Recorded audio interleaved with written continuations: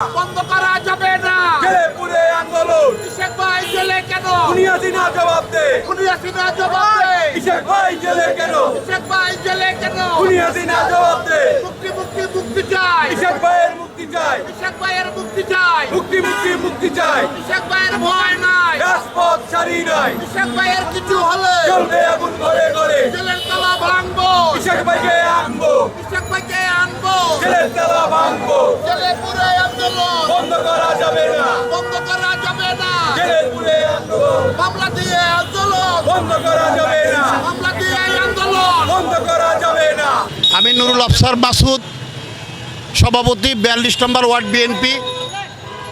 আজকের এই মানববন্ধন এই ফ্যাসিস্ট সরকারের ক্রোশের শিকার, ক্রোধের শিকার জনতার মেয়র ইশরাক হোসেনের মুক্তির দাবিতে আমরা আজকে এই মানববন্ধনে উপস্থিত হয়েছি।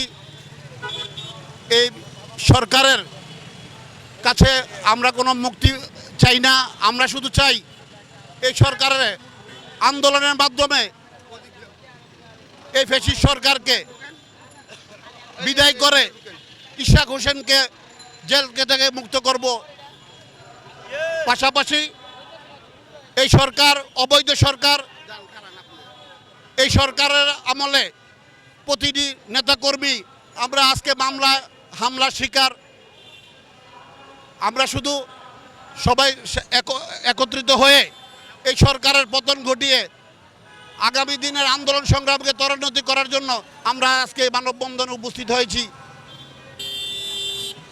আমরা শুধু একটি কথাই বলতে চাই, আগামী দিনের এই আন্দোলন সংগ্রামকে ত্বরান্বিত করার জন্য আমরা ৪২ নম্বর, ৪৪ নম্বর ও ৪৩ নম্বর ওয়ার্ড বিএনপি সূত্রাপুর থানাধীন সকলে ঐক্যবদ্ধ হয়ে থেকে আমরা ইশরাক হোসেনের মুক্তির আন্দোলনে ঝাঁপিয়ে পড়ব, এই আশাবাদ ব্যক্ত করি আমার বক্তব্য শেষ করছি।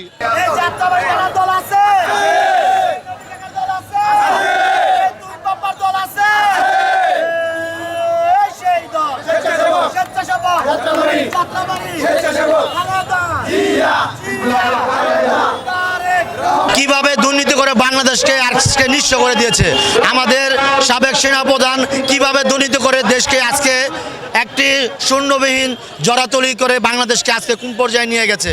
আমরা এই ব্যাংক লুটপাট করে কি অবস্থা করেছে বাংলাদেশের, তারই ভুক্তভোগী আমরা। আজকে দ্রব্যমূল্য লাগামহীন ঊর্ধ্বগতি। আমরা অচিরেই এই অবৈধ সরকারের প্রতিটি জুলুম নির্যাতনের, এই লুটপাটের হিসাব আমরা খুব শীঘ্রই জনগণ তাদের কাছ থেকে নেওয়া হবে। বর্তমান যে বাজেট ঘোষণা করছে, এই বাজেটের পক্ষে বিপক্ষে আপনাদের কি বলার আছে? এই বাজেট একটা হাস্যকর বাজেট, গরিব মারার বাজেট। আপনি বলেন কোন জিনিসটা গরিবের পক্ষে বাজেট আসছে?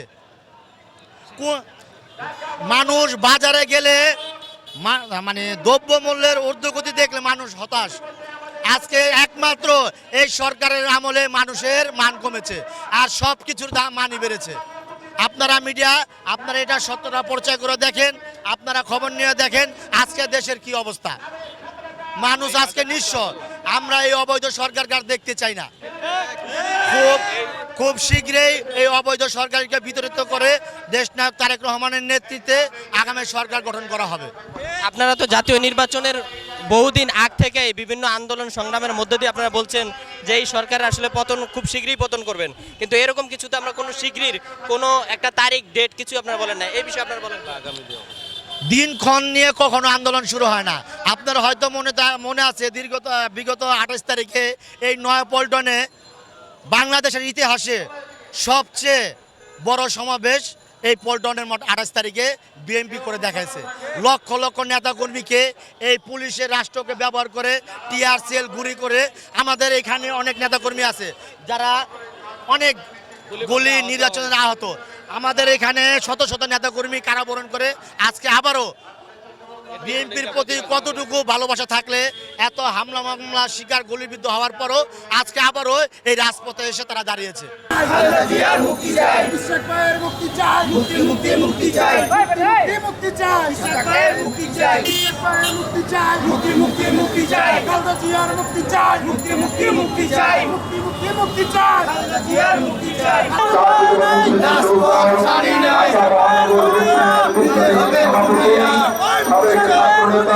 নিতে হবে দুনিয়া, মুক্তি চাই,